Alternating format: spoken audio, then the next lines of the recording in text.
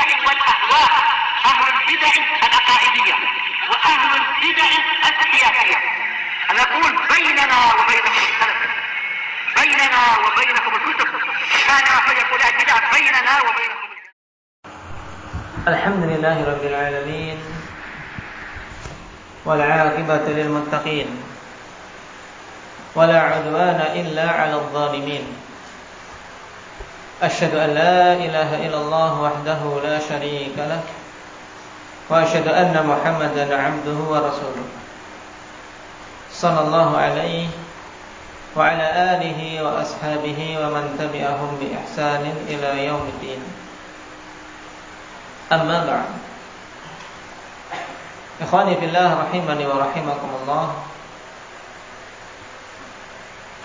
Pertemuan yang lalu kita membahas tentang hadis Abi Musa al-Asy'ari radhiyallahu anhu dalam Sahihain berhubungan dengan penjelasan keutamaan 3 wanita utama, yaitu Asiyah istrinya Fir'aun, dan Maryam bintu Imran, serta ibu kita Aisyah bintu Abi Bakr radhiyallahu anha.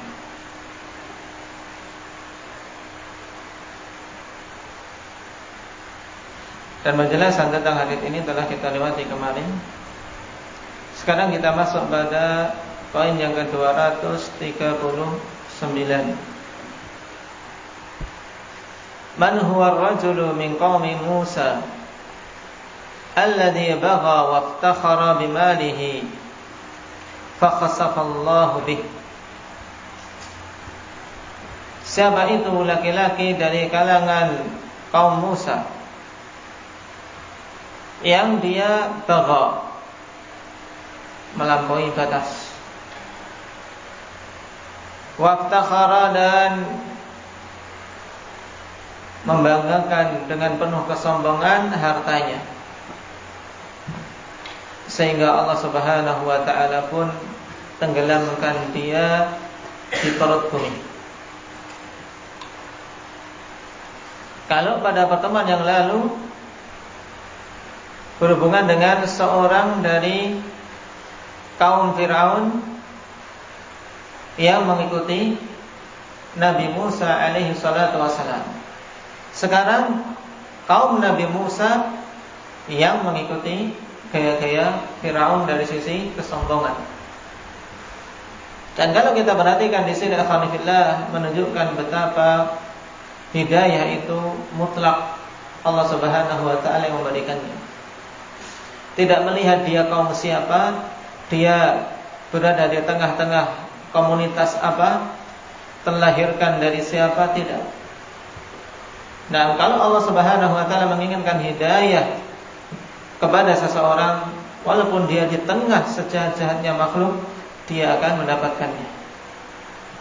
Dan sebaliknya, kalau seorang Allah Subhanahu wa ta'ala kehendaki untuk tersesat, untuk tergelincir dan celaka, walaupun dia di tengah-tengah sebaik-baik kaum, maka dia pun akan celaka karena tidak mendapatkan hidayah dari Allah.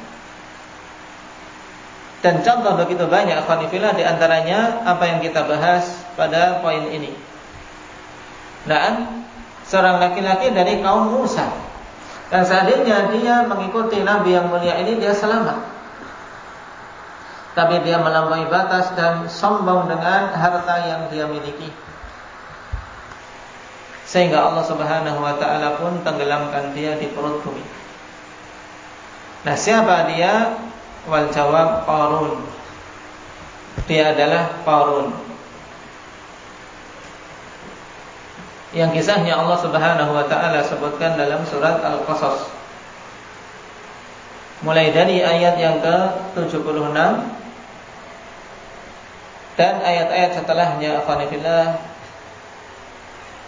sampai ayat yang ke-82.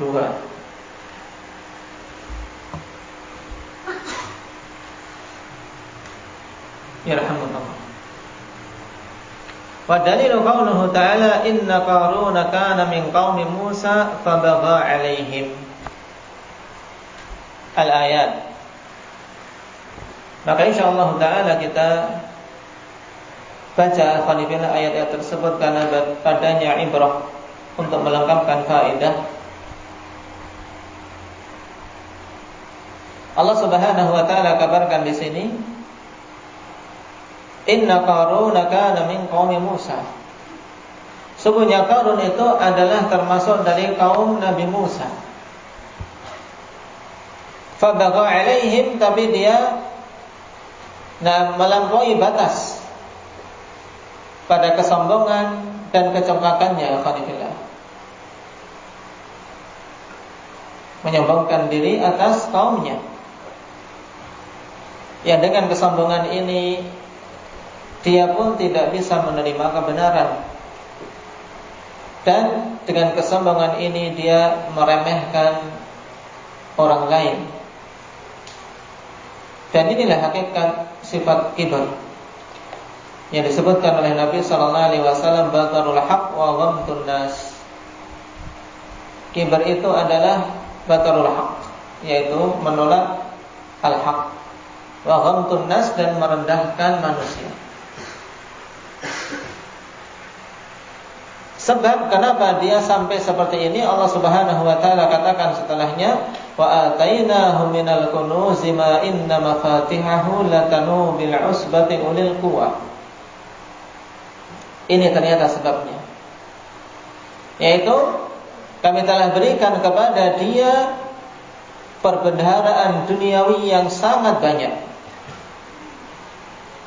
Bahkan sampai-sampai kunci-kunci untuk gudang-gudang penyimpanan harta Qarun ini, afanifillah, latanu bil usbati ulil quwwah, yaitu berat untuk dibawa oleh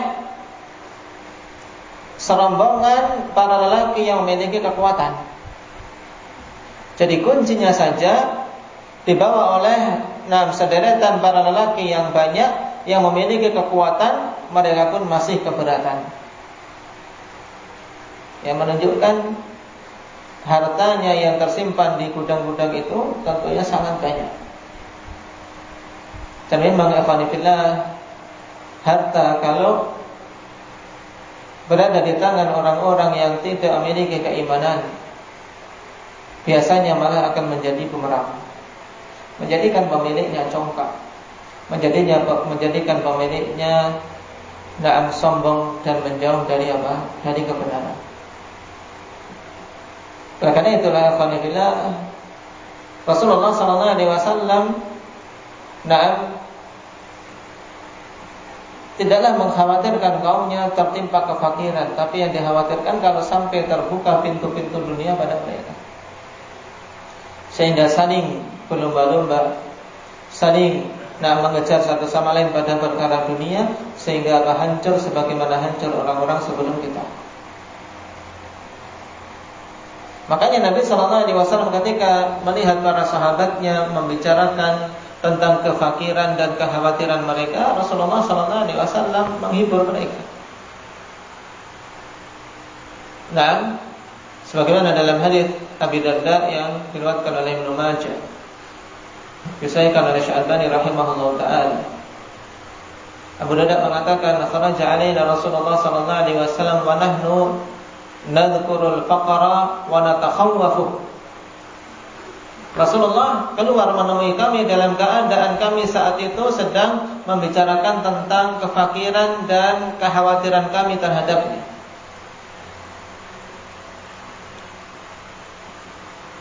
Maka Nabi sallallahu alaihi wasallam mengatakan, "Al-faqru takhafuna?" Apakah kefakiran yang kalian khawatirkan? Wallahi la tusabbanna alaikumud dunya sabba hatta la yazigha qalbu ahadikum izaghatan illa hiya. Apakah kefakiran yang kalian takutkan? Demi Allah, sungguh akan dicurahkan kepada kalian dunia sampai-sampai tidaklah hati salah seorang di antara kalian condong kecuali kepadanya. Sehingga hati yang dipikirkan hanya dunia. Dan ini yang dikhawatirkan oleh Nabi sallallahu alaihi wasallam, bukan kefakiran yang dikhawatirkan menimpa mereka. Karena memang ikhwani fillah, umat-umat terdahulu di antaranya apa yang kita bahas sekarang ini yaitu Qarun hancur dikarenakan tidak bisa mensikapi ujian yang diberikan kepadanya berupa banyaknya harta. Perhatikan apa kata Allah Subhanahu wa taala setelahnya. Idz qala lahu qaumuhu la tafrah innallaha la yuhibbul farihin. Tatkala kaumnya, yaitu kaumnya Qarun, yaitu berarti kaum Nabi Musa, yang mereka orang-orang yang beriman terhadap kenabian Nabi yang mulia ini, menasihati si Qarun, la tafrah innallaha la yuhibbul farihin. Jangan engkau sombong, jangan engkau congkak di muka bumi, karena sesungguhnya Allah Subhanahu wa taala tidaklah mencintai orang-orang yang berbuat congkak dan sombong di muka bumi. Orang-orang yang tidak bersyukur. Karena biasanya kesombongan, kecongkakan ini muncul kenapa? Karena tidak syukur. Tidak merasa kalau apa yang ada pada dirinya itu hanyalah titipan dari Allah Subhanahu wa taala. Kemudian mereka masih menasihatkan, wabtaghi fima ataqallahu ad-daral akhirah wa la tansa nasibaka minad dunya wa ahsin kama ahsanallahu ilaik wa la tabghil fasada fil ardi innallaha la yuhibbul mufsidin. Ini tentunya nasihat yang sangat bagus seandainya Qarun mau menerimanya. Diingatkan jangan berbuat sombong. Kemudian diingatkan, carilah dengan apa-apa yang Allah Subhanahu wa taala berikan kepadamu berupa harta, tabungan untuk hari akhir. Cari. Yaitu apa? Orang yang diberi harta terbuka peluang sangat lebar untuk dia mengumpulkan bekal berupa sedekah. Nah, makanya dinasihatkan di sini, wabtaghi fima ataqallahu ad-daral akhirah. Karena engkau diberi harta, maka cari dengannya pahala negeri akhir. Dalam memperbanyak sedekah, menggunakan hartanya di jalan Allah demi tegaknya kalimah Allah Subhanahu wa taala. Dan ini nasihat bagi setiap orang ikhwanillah yang Allah Subhanahu wa taala bukakan baginya pintu rezeki. Bukan hanya untuk Qarun, tapi untuk kita semua. Untuk mengarahkan semua yang Allah Subhanahu wa taala berikan kepada kita ikhwanillah, na'am kebaikan hidup kita di hari akhir kelak. Yang diberi tenaga, curahkan tenaganya. Yang diberi ilmu, curahkan ilmu untuk bisa memperbanyak pahala di hari akhir kelak. Dan perkara-perkara yang lain sesuai dengan apa yang Allah telah bukakan. Karena masing-masing akhwanifillah dibukakan pintu-pintu untuk beramal berbeda-beda. Nah, maka masuki pintu-pintu yang terbuka bagi kita. Nah, wabtaghi fima ataqallahu ad-daral akhirah. Yang kalau seorang paham tentang bagaimana dia menggunakan harta, maka sungguh dia itu orang yang pantas untuk apa? Untuk kita iri terhadapnya. Karena Nabi SAW mengatakan, la hasada illa fitnatain, rajulun atahu Allahu malan fasallatahu fi halakatihi bil haqq. Seorang yang Allah Subhanahu wa taala berikan harta, kemudian dia gunakan harta tersebut pada kebenaran. Dan lihat para sahabat sampai-sampai mereka ikhwanillah dari kalangan fuqara datang kepada Rasul sallallahu alaihi wasallam karena iri dengan saudara-saudara mereka yang mampu bersedekah. Ya Rasulullah, dhahaba ahlud duthur bil ujur yusalluna kama nusalli wa yasumuna kama nasum wa yatasaddaquna bi fuduli amwalihim wa la natasaddaq. Telah pergi orang-orang yang punya harta dengan pahala banyak. Nah, mereka sholat, kita pun sholat. Nah, mereka berpuasa sebagaimana kita puasa. Tapi mereka bisa bersedekah dengan kelebihan harta yang ada pada mereka, dan kita tidak bisa bersedekah. Ini menunjukkan bagaimana para sahabat Alhamdulillah, mereka bersemangat untuk berpacu dan berlomba pada amalan kebaikan. Nah, berpacu dan berlomba pada amalan kebaikan. Inilah kompetisi yang hendaknya kaum muslimin masuk di dalamnya, yaitu apa? Berlomba-lomba pada amalan kebaikan. Untuk apa? Untuk mereka mendapatkan ketinggian derajat di sisi Allah Subhanahu wa taala.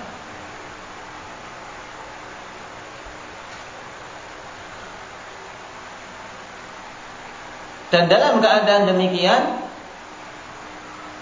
jangan sampai seorang lupa untuk mengambil dari sebagian harta itu untuk kepentingan duniawi dia. Makanya diingatkan dalam nasihat berikutnya, wala tansa nasibaka minad dunya, dan jangan engkau lupa bagianmu dari perkara atau urusan-urusan duniawi. Nah, banyak manusia salah paham terhadap ayat ini.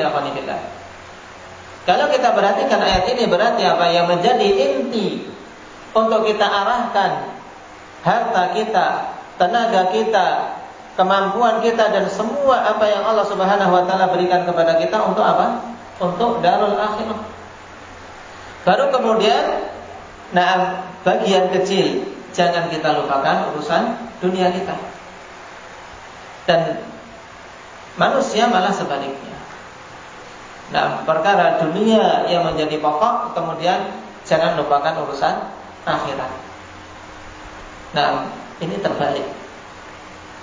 Dan yang lebih ironis lagi, sebagian ikhwanifillah mengkritisi mereka yang baru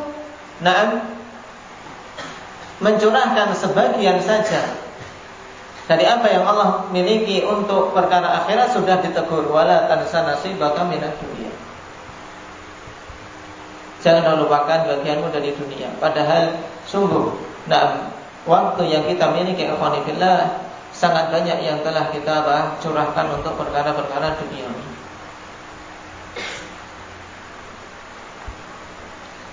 Nasihat berikutnya, wa ahsin kama ahsanallahu ilaik, dan berbuat baiklah kepada manusia sebagaimana Allah telah berbuat baik kepadamu. Dengan apa? Dengan bersedekah, dengan berinfak, membantu para fuqara wal masakin dengan harta yang banyak yang engkau miliki. Karena sebagai bentuk kesyukuran atas rezeki berupa harta ikhwanillah, yaitu dengan mensedekahkan sebagiannya. Allah tidak memerintahkan untuk mensedekahkan keseluruhannya, tapi sedekahkanlah sebagiannya. Wala tabghil fasada fil ardi, innallaha la yuhibbul mufsidin. Dan jangan engkau menginginkan kerusakan di muka bumi, karena sesungguhnya Allah tidaklah mencintai orang-orang yang berbuat kerusakan. Ini seandainya Qarun mengambil dan menerima nasihat tersebut, maka sungguh dia akan beruntung dunia dan akhirat. Mulia dengan harta yang dia miliki di dunia, dan mulia dengan amalan yang dia kumpulkan dari harta tersebut di akhirat. Tapi apa jawaban dia? Dengan pongahnya dia mengatakan, qala innama utituhu ala ilmin indi. Dia mengatakan, hanyalah aku diberi harta ini dikarenakan ilmu yang aku miliki, karena kecerdikanku, karena kemampuanku, karena keahlianku dalam mengumpulkan harta. Lihat. Orang yang tidak mendapatkan taufik demikian keadaannya. Diberi nasihat yang bagus, mengayal. Diberi nasihat yang bagus, menolak. Diberi nikmat yang banyak, lupa bahwasanya itu asalnya dari sisi Allah Subhanahu wa taala. Dan ini merupakan bentuk kufur nikmat yang yang jangan sampai kita terjatuh di dalamnya. Wajib untuk kita menisbahkan nikmat yang ada pada diri kita semata-mata kepada Allah. Wa ma bikum min ni'matin faminallah. Apa saja yang ada pada kalian berupa nikmat, Apa itu? Nah, apa saja? Nah, yang kecil maupun yang besar, yang nampak maupun yang tidak kita sadari, semuanya asalnya dari Allah, maka wajib kita bersyukur. Jangan sampai seperti Qarun ini, dia lupa dan menisbahkan nikmat itu kepada dirinya sendiri, lalai bahwasanya yang memberikan adalah Allah Subhanahu wa taala. Maka Allah Subhanahu wa taala katakan setelahnya, awalam ya'lam anna Allah qad ahlaka min qablihi minal quruni man huwa ashaddu minhu quwwatan wa aktsaru jam'a wa la yus'alu an dzunubihimul mujrimun. Tidakkah dia tahu bahwasanya Allah telah menghancurkan generasi-generasi yang banyak sebelum dia, yang mereka itu lebih kuat kekuatannya, lebih dahsyat kekuatannya dan lebih banyak jumlahnya. Dan orang-orang mujrim itu tidaklah ditanya tentang dosa-dosa mereka. Nah,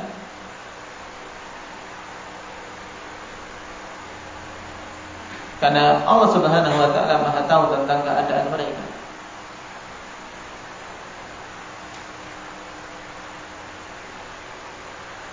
Qala fa kharaja ala qaumihi fi zinatihi qala alladziina yuriduna al-hayata ad-dunya ya laita lana mithla ma utiya Qarun innahu ladzu hazzin 'adzim. Ayat berikutnya, dan di sini faedah penting yang lain akhwanibillah. Kalau dari ayat yang ke 76 sampai 78 tadi, kita mengambil beberapa faedah pokok, di antaranya tentang dibencinya sifat sombong. Dan kebanyakan orang sombong itu asalnya karena apa? Diluaskannya harta. Ketika tidak butuh kepada orang, biasanya dia merasa sombong.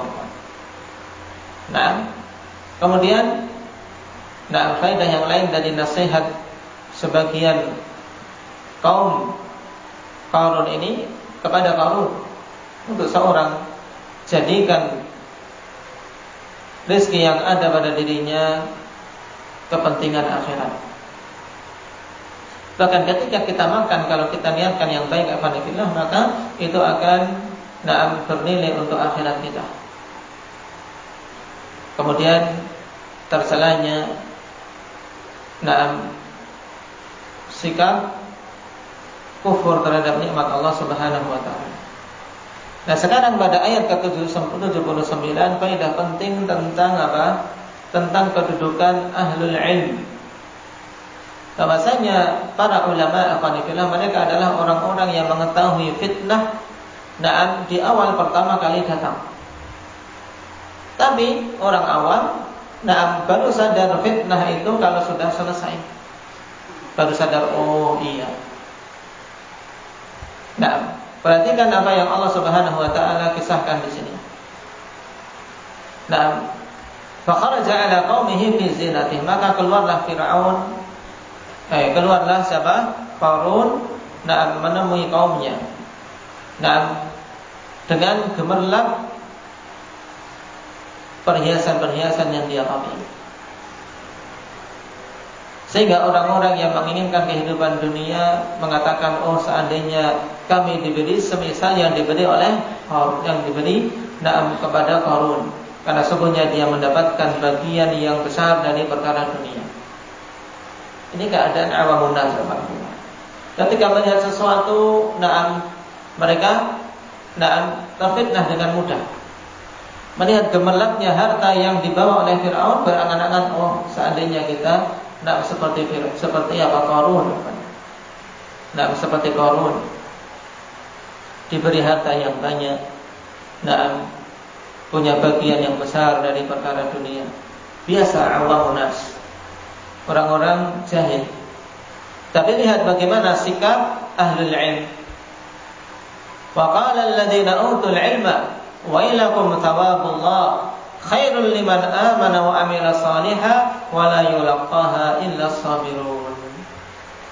Maka orang-orang yang diberi ilmu mengatakan kepada kaum tersebut, yang tadi komentar, oh seandainya kami diberi harta seperti yang dimiliki oleh Firaun. Kok Firaun terus? Ya, yang diberikan kepada Qarun. Wa ilakum, nah celaka kalian, bertakwalah kalian kepada Allah Subhanahu wa taala. Nah, thawabullah khairul liman amana wa amila shalihan. Pahala dari Allah Subhanahu wa taala itu lebih bagus bagi orang-orang yang beriman. Lihat. Nah, daripada kalian berangan-angan perkara dunia, di sana ada yang lebih bagus, yaitu apa? Pahala dari Allah Subhanahu wa taala. Lebih bagus, tidak ada bandingannya bagi orang yang beriman dan beramal saleh. Nah, lebih bagus daripada yang diberikan kepada Fir'aun. Ini menunjukkan akhwanillah, seorang mendapatkan taufik untuk bisa beribadah. Nah, itu jauh lebih bagus dari apa? Perbendaharaan duniawi. Rasul sallallahu alaihi wasallam pun telah mengingatkan kepada kita. Seorang tayyib ngiler dengan apa? Mobil-mobil mewah. Tayyib, tapi ingat, dia mendapatkan taufik untuk bisa qabliyah subuh, itu lebih bagus daripada semuanya. Kata Rasul sallallahu alaihi wasallam, "Rak'atul fajri khairun minad dunya wa ma fiha." Ini kalau ahlul ilm, enggak, itu perkara remeh. Rasul sallallahu alaihi wasallam mengatakan rak'atul fajri khairun minad dunya wa fiha, 2 rakaat qabliyah subuh. Nah, siapa yang masih sering telat? Tadi qabliyah subuh enggak? Nah, rak'atul fajri 2 rakaat qabliyah subuh. Itu khairun minad dunya wa fiha, lebih bagus daripada dunia dan isinya. Dunia beserta isinya begitu banyak apa namanya? Mobil-mobil mewah, emas yang melimpah, taib, dan semua harta benda yang ada itu tidak senilai dengan 2 rakaat qabliyah subuh. Sehingga kalau bangun tidur dan setelah dia melakukan sholat witir, kemudian masuk waktu subuh dia melakukan qabliyah subuh, dia telah memiliki harta yang begitu banyak. Wa ilakum thawabullah khairun. Karena dari Allah itu lebih bagus semua. Maka kumpulkan itu. Kumpulkan itu. Jangan sekali-kali seorang menyanyiakan kesempatan yang Allah Subhanahu wa taala berikan. Dan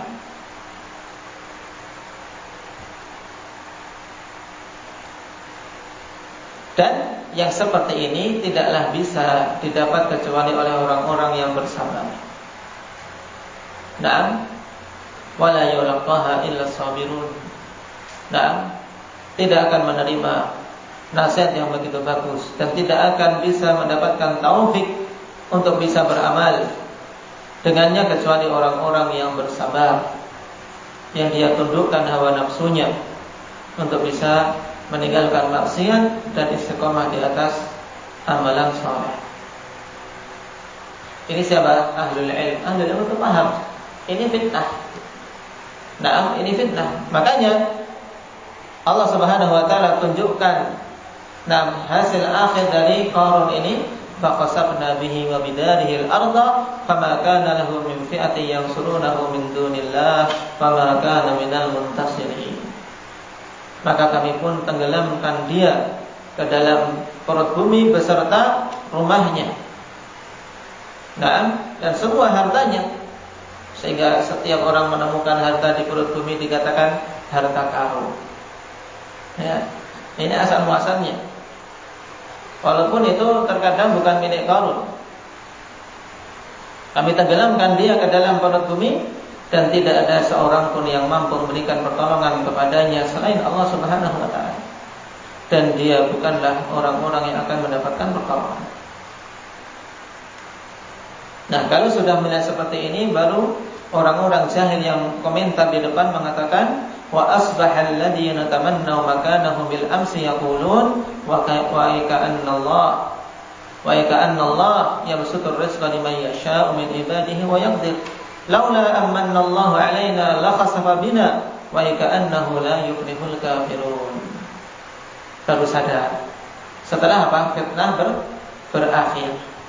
Tadi pas di awal-awal fitnah datang mereka tidak sadar, terseret. Tapi ahlul ilmi di awal fitnah sudah paham ini fitnah. Jangan terseret kalian. Baru setelah Qarun tenggelam di perut bumi, orang-orang yang tadinya berangan-angan untuk bisa seperti Qarun mengatakan, wa ka'annallah yabsutu rizqa liman yasha'u wa min ibadihi wa yaqdir. Sungguhnya Allah meluaskan rezeki bagi siapa saja yang Dia kehendaki dan menyempitkan bagi siapa saja yang Dia kehendaki. Jadi masing-masing sudah dibagi oleh Allah dengan adil. Tidak usah berangan-angan dengan sesuatu yang ada di tangan orang lain.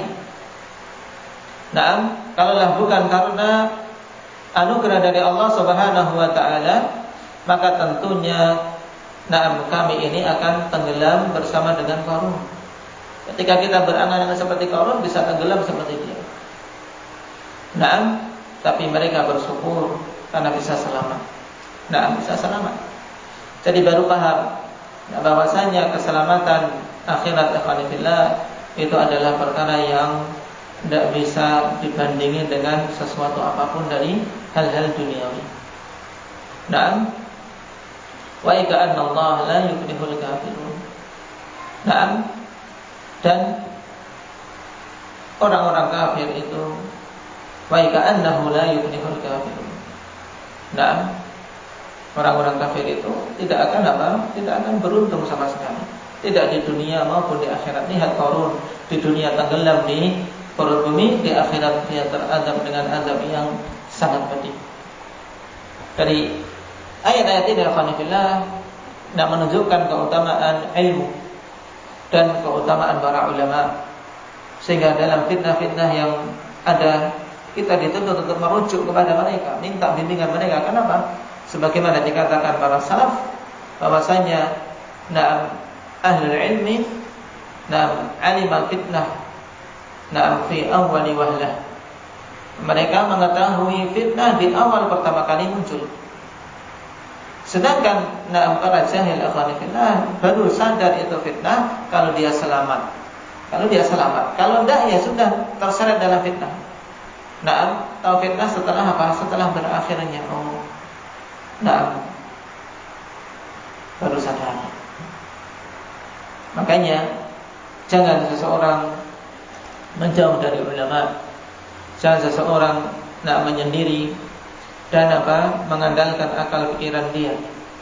Karena sungguh kepentingan kita, kebutuhan kita terhadap para ulama, kebutuhan yang tidak terputus ikhwanillah.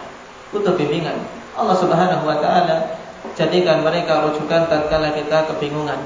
Fas'alu ahla dzikri in kuntum la ta'lamun. Bertanyalah kepada ahli dzikr, kepada ulama jika kalian tidak mengetahui. Di antara buktinya apa yang terjadi pada Qarun beserta sebagian kaum yang jahil ketika mensikapi fitnah tersebut. Nasallallahu al-afiyata wassalamah. Juga masih berhubungan dengan Qarun, berarti poin setelahnya, bimadza ahlakallahu Qarun, dengan apa Allah Subhanahu wa taala binasakan Qarun? Wal jawab bil khasf, yaitu dengan ditenggelamkan di perut bumi. Wa dalilu qauluhu ta'ala fa khasafna bihi wa bidarihi al-ardha fama kana lahu min fi'ati yansurunahu min dunillah fama kana minal muntasirin. Dan telah kita baca tadi ayat tersebut. Allah tenggelamkan dia dan rumahnya di perut bumi, dan tidak ada seorang pun yang mampu memberikan pertolongan